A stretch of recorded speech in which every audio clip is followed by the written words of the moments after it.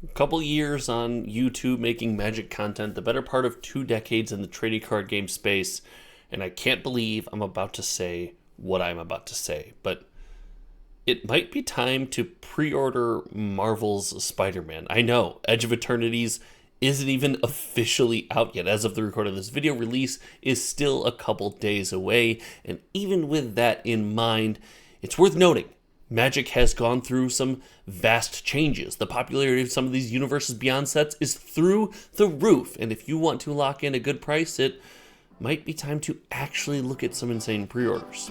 Here's why.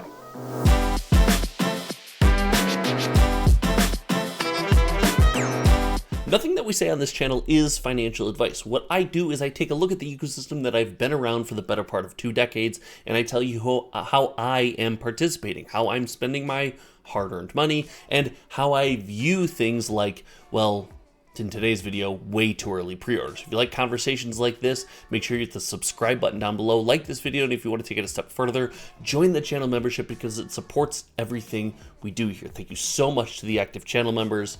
They're around, they're in the channel, they're in the Discord, they're everywhere. I really appreciate each and every one of you. But when it comes to pre-orders, there was a time in my Magic the Gathering life that pre-orders were fun. It wasn't about getting product at a good value. It was about the fact that I got my box on pre-order, so on release day, I can show up to the game store, crack the box, have fun with friends, add singles to my decks, do some drafts, whatever it might be. That quickly pivoted as we are getting sets so fast and releases are coming back to back to back, and no one really is sure what the official street date of some of these products are. Pre-orders changed. They were a way to get access to product possibly early. They were a way to lock in various prices where you felt comfortable, and often they were a way for game stores to sell in the hype as most products went down as Wizards of the Coast printed them into oblivion. But recently, that is not the case. Pre-orders do seem to be back on the menu as a viable way to lock in decent pricing on some products. And while yes, pre-ordering on the secondary market will almost always yield you a higher cost than it is at a game store that you know, support, and trust, it is worth noting that access to some of these products is becoming harder and harder to come by. Today I'm going to talk about Spider-Man pre-orders, what I think is the right move, and while yes, I'm going to wait just a little bit longer, I don't think it's not going to be much, because as we transition to TCG Player and look at some of these prices, things are a bit crazy. What we have here is the secondary market prices for some of these products, and we should mention that there are no Commander decks in Spider-Man. That is massive news, and if we take a look first at the collector booster box, we see that recently we have undergone a massive jump. These pre-orders have gone from the $600 mark all the way up to around $900 before shipping and tax and all that fun stuff. Well, shipping is included on a lot of these, but before taxes, fees, whatever it might be. And for that reason, I wonder if we have some of the Universes Beyond hype already priced in. Let's think back to a release that we just went through, Final Fantasy. This product came out, it was pre-ordering at around $700 and climbed to the point where it's at around $1,400 right now on the secondary market. It's an insane ecosystem that we live in. These prices are wild, but people are paying them. Whether we like it or not, people are paying those prices for this product. So the question becomes, if you have to get your hands on a Spider-Man collector booster box, do you want it to be at $800, $900, or do you think it's going to go up? In my opinion, there's still plenty of room for this product to move up, but there is a caveat here. And that caveat is that we likely don't have allocation numbers yet. Most of the stores out there probably don't know exactly how many boxes they're getting of each and every release or product for this release, and for that reason, we could find out that Marvel Spider-Man is a huge print run and is not quite as popular as we thought, or an antithesis, we could find out it's more popular and the print run is even smaller, and for that reason, the price can fluctuate. I anticipate, just speculation, just a fan, just someone who's been in the industry for the better part of 2 decades, hashtag not financial advice, I think this still has room to move up. And if I'm pre-ordering, I don't know if $889 is a bad price. So I reserve to make another call on that as we get more and more information, but it just seems wild that were here. I will pivot now to what I think is the most important product here, and that is the Play Booster Box. Now remember, we don't have Commander decks, and I know Commander decks might not be for everyone. They might not be for each and every one of you, but this is extremely meaningful. Commander decks offer an on-ramp, an opportunity, a way for someone who's looking to get a taste of the new set, have fun with the newest release, to sit down and play Magic the way they want to.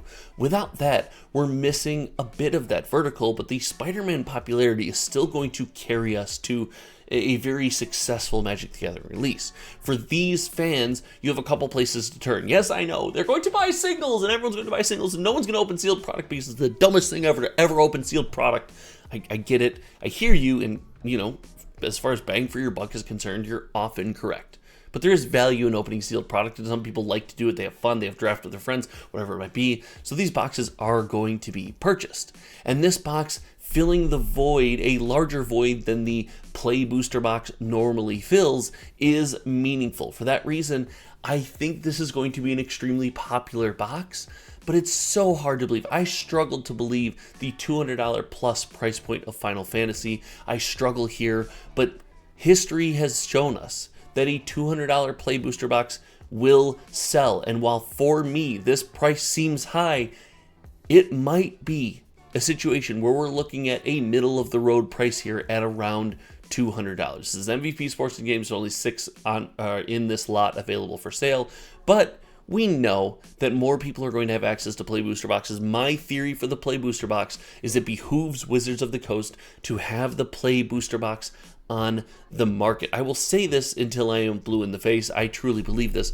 I don't understand any reason why Wizards of the Coast wouldn't want Play Booster Boxes readily available. I know we're jumping release to release to release to release, and we're not going back in time or sitting down and actually enjoying anything, but the Play Booster Box is meant to be open. It's meant to be played with. You're supposed to play sealed, you're supposed to play draft, you're supposed to crack packs with your friends, all of those things. And it's not a collector booster box. It's not marketed as a collectible item. It's not marketed as the most chase, hyper rare variant $2,000 whatever cards. It is marked as the booster box for the every human looking to engage in a booster box of a release. For that reason, I just don't get the hyped price point. I know, don't tell me it's not even on MSRP. I don't care what MSRP is.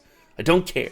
I'm talking about the price point to a fan like you and me. I don't get it. However, I do understand that it does behoove them to have this on the shelf. It behooves them to have it around and make this box readily available. I still stand by that. I still stand by the fact that Play Booster Boxes over time, in the medium, short to medium term, go down in price, and in the long term have an opportunity to go up.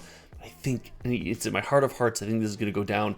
I'm going to hold the line, and I'm willing to lose again. I'm normally willing to lose once. I'm willing to lose twice here, like I did on Final Fantasy, and I was crazy wrong about that take. I do think I want to spend a moment just talking about the lack of commander decks here. And while I don't think you have to commanderize every single set in Magic the Gathering, I've been big on that. I've been a big advocate for let the other formats shine, let Magic sets be what they are, let commander players find out what cards they want to play through the natural ecosystem, through actually opening packs or buying singles or looking at the cards, not just marking them as commander cards. For that reason, I am kind of excited about this. But I will acknowledge it is a massive portion of the pie. It's a massive slice that's missing from any release. When we were tracking sales data from TCG Player, which they seem to have cut us off from doing, I'll make a channel member only video about that soon, so make sure you're joined there if you want to hear what that is, or join the Discord link down below. We'll probably chat about it in there a bit. However, I just don't get why you would cut out that slice of a pie when Marvel and Spider-Man and the hero ecosystem lean so well into the commander sphere. The idea of playing your favorite superhero as the face of your deck and fighting crime with your friends or fighting other superheroes, that stuff is cool. And missing out on that here doesn't make much sense. This is a weird place to do it. All in all, Spider-Man's in a unique place. I think we might be looking at, let's look back in a month, make sure you come back in a month and tell me, we could be looking at a place where these prices are the lowest that we are going to see. I'm interested to find out. Normally it's the opposite. Normally they come out and the prices go down, but I'm excited to see what happens. Let me know what you think in the comment section below. Thank you so much for hanging out today. I'll pick another video about comparing Edge of Eternities to Final Fantasy and Spider-Man, letting you know what I think of Edge of Eternities. It's actually doing pretty good right now. So thank you so much for hanging out. Until next time, you all know me. My name is Josh, and we'll see you around. All right, goodbye.